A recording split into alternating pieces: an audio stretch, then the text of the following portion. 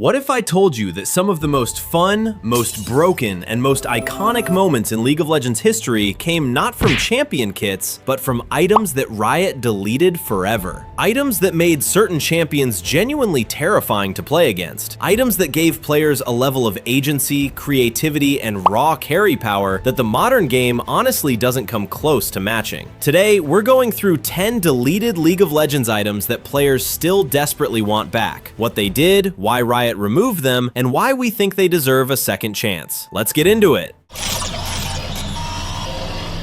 Kicking things off at number 10, Zeke's Herald. The old Zeke's Herald was a support tank item that gave attack damage, health, and most importantly, a passive aura that gave nearby allies attack speed and lifesteal. Just by standing next to your carry, you were buffing them constantly. Why was it removed? The problem was exactly that, the passive design. Riot eventually concluded that support players were generating massive combat value by simply existing near their ADC. No mechanical execution required. It warped support itemization, making Zeke's Herald mandatory in any composition with a marksman, and that kind of binary build it or fall behind dynamic is always a red flag for Riot's balance team. Why do players want it back? Because sometimes simplicity is beautiful. During the old armor penetration metas, pairing Zeke's Herald with Ghostblade created some of the most dominant duo lane combinations the game has ever seen. Champions like Draven and Jhin became genuinely terrifying. Support players miss having an item that made their role feel directly, tangibly impactful without needing a PhD in micromanagement to use it.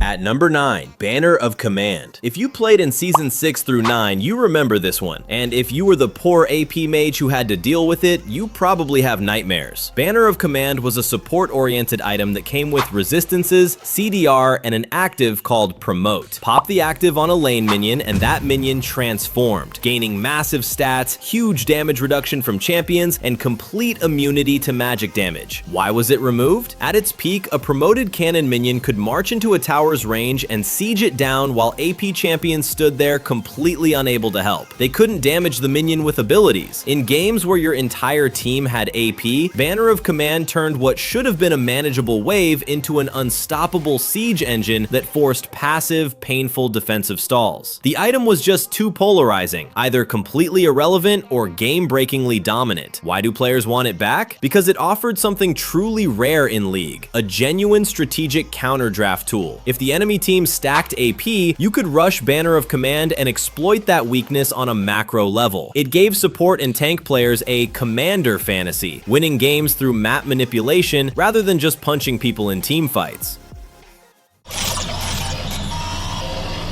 Number 8, Athene's Unholy Grail, the enchanter item that actually asked you to do something. Athene's worked on a charge system. Every time you dealt magic damage to an enemy champion, you built up blood charges. Then when you healed or shielded an ally, those charges converted into a bonus burst heal on top of your regular heal. On top of all that, it gave AP, magic resist, CDR, and massive mana regeneration, all in one reasonably priced package. Why was it removed? The mana regeneration and defensive stats combined made it too easy to rush as a first item and just park in a safe lane state. Athene's Grail let enchanters play passively and still scale efficiently. It was so gold efficient and centralizing that every enchanter bought it every game, killing build diversity for the entire support class. Riot wanted supports to make actual choices, not just always start with the same mandatory item. Why do players want it back? Because the damage to heal conversion actually rewarded aggression. Modern enchanter items largely reward you for just shielding or healing reactively. Athene's pushed support players to poke, to trade, to actively create the charges that made their heals powerful. It created a proactive, skill-expressive loop that made playing Janna or Lulu or Soraka feel genuinely engaging rather than purely reactive. Support players miss feeling like they earned their healing output. Number 7, Innervating Locket. This item is so old that most players have probably never seen it in action. Innervating Locket gave health, mana, AP, and a unique passive. Every time you cast an ability, you regenerated health and mana over a few seconds. Simple concept, catastrophic execution. Why was it removed? Udyr and Sona, champions with almost no cooldowns who could spam abilities on a loop. With Innervating Locket, these champions could endlessly cycle their stances and spells, permanently triggering the regeneration collaboration passive. The result? Near infinite sustain. Champions who never had to recall. Unkillable juggernauts who bypassed the entire resource management system that the game was built around. Riot pulled it in patch 1.0.0.107, one of the earliest significant item removals in the game's history. Why do players want it back? Nostalgia mainly, but also the philosophy it represented. Innervating Locket was from an era when items could completely transform what a champion was. Tank Sona, Locket Udyr. These were viable playstyles that the item system enabled. It represents the wild, experimental sandbox spirit of early League that many veteran players genuinely miss. The game was chaotic, it was unbalanced, and it was glorious. Number 6. Sword of the Occult. Basically Medjai's Soul Stealer for physical damage. Sword of the Occult started with 5 stacks at purchase. Each kill added a stack, up to 20 maximum, and each stack gave you bonus attack damage. At max stacks, you also got bonus attack speed. Lose half your stacks on death. The dream and the nightmare. Why was it removed? At full stacks, Sword of the Occult gave more raw AD than any other item in the game. For AD carries and physical assassins who scale heavily off basic attacks, this meant a fully stacked ADC was mathematically impossible to deal with. Games became one-sided stomps. The moment a Fed carry hit max stacks, the outcome was essentially decided. There was no coming back from it. Riot concluded that this level of unstoppable snowballing was genuinely anti-fun and unhealthy for the competitive experience. Why do players want it back? The risk-reward tension was electric. Every death felt consequential. Every successful teamfight without dying felt like a victory in itself. Sword of the Occult gave mechanically skilled ADC players a direct, visible way to prove their mastery, carrying harder than any other item allowed. Number 5. Zz'Rot Portal. The item that gave tanks and supports a way to win games without ever pressing their abilities. Zz'Rot gave dual resistances, armor and magic resist, and an active that planted a void gate in lane. That gate continuously spawned void spawn that marched down the lane and exploded against enemy structures. Why was it removed? Riot pulled it in patch 9.23, and the reason was straightforward. It encouraged a completely passive, non-interactive playstyle. Games dragged. Opponents were playing janitor, repeatedly cleaning up void spawn instead of actually competing. It made professional matches especially slow and painful to watch. Why do players want it back? Because macro strategy is a legitimate form of skill. For players who excel at map pressure, lane priority, and objective control rather than raw mechanics, Zz'Rot Portal was a tool that let their strengths shine. Low mobility tanks could influence side lanes. Teams could create cross-map pressure. It added a layer of strategic depth that the current combat-heavy meta completely ignores. Number 4. Feral Flare, the item responsible for the most infamous jungle meta in League of Legends history. Feral Flare was an evolution of Wriggle's Lantern. By farming enough jungle camps, you could transform it into Feral Flare, which then had an infinitely scaling on-hit passive called Maim, dealing magic damage and healing you with every auto attack. More stacks, more damage, more healing. There was no cap.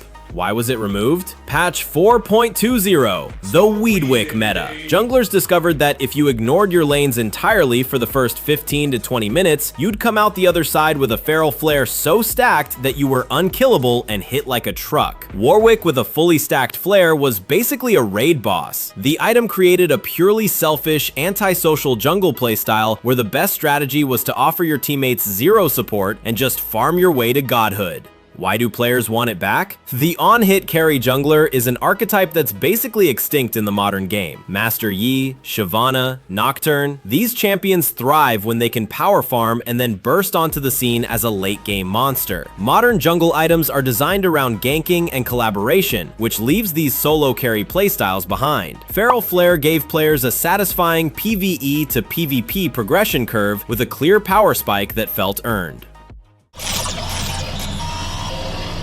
Number 3. Prowler's Claw. This one's more recent, so a lot of you probably remember exactly why it got axed. Introduced during the big mythic item overhaul, Prowler's Claw gave lethality, attack damage, ability haste, and an active called Sand Strike, a short targeted dash through an enemy that amplified all subsequent damage dealt to them by a significant percentage. Great concept, disastrous in practice. Why was it removed? The dash. Specifically, who could build it? Giving every AD assassin and bruiser in the game a targeted gap closer completely removed the primary counterplay those champions had. Champions like Rek'Sai, Gangplank, and Renekton, already high damage, short range threats, could now effortlessly close any gap and then follow it up with a damage amplification. Fragile backline carries had no way to kite them, no way to create distance. The item deleted the concept of immobility as a weakness for an entire class of champions. Why do players want it back? The combo potential was genuinely beautiful. Skilled players use the dash not just to close gaps, but to dodge abilities, reposition during fights, and create opening windows for devastating burst sequences. It made assassin gameplay feel fluid, creative, and mechanically expressive in a way that current itemization doesn't offer.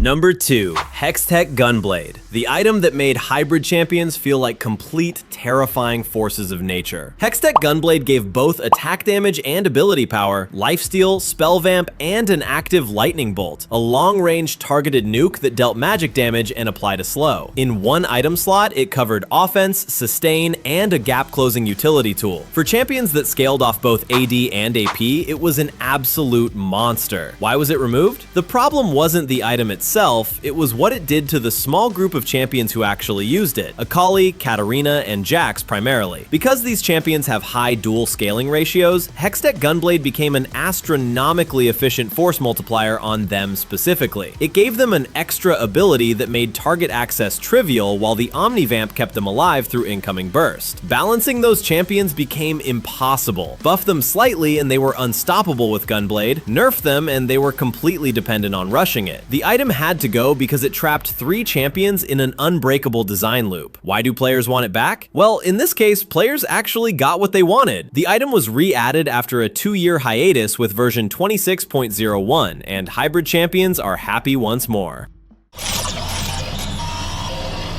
And at number 1, it was never really a question, was it? Deathfire Grasp, the legendary AP item that let mages and assassins do things that should not have been possible. It gave ability power and CDR, but the real payload was the active. Instantly deal damage equal to a percentage of the target's maximum health, and then amplify all magic damage they take for a few seconds afterward. Why was it removed? Riot removed Deathfire Grasp in patch 5.2, and the reason was simple. AP assassins like Ahri and LeBlanc discovered that activating DFG and then executing their standard combo allowed them to instantly delete fragile targets before those targets could react in any way. No counterplay, no escape window, no outplay opportunity. Riot replaced its niche with Luden's Echo and moved toward a healthier mage landscape. Why do players want it back? Because it represented something that has been slowly engineered out of the game. Individual carry power with high mechanical execution attached. Using Deathfire Grasp correctly was genuinely hard. Weaving the active into a fast combo, timing it against the right target in the chaos of a team fight, that took skill, and it felt incredible when it worked. Deathfire Grasp defined an era of League, and for a certain generation of players, no item has ever matched the feeling of hitting that active and watching everything unfold.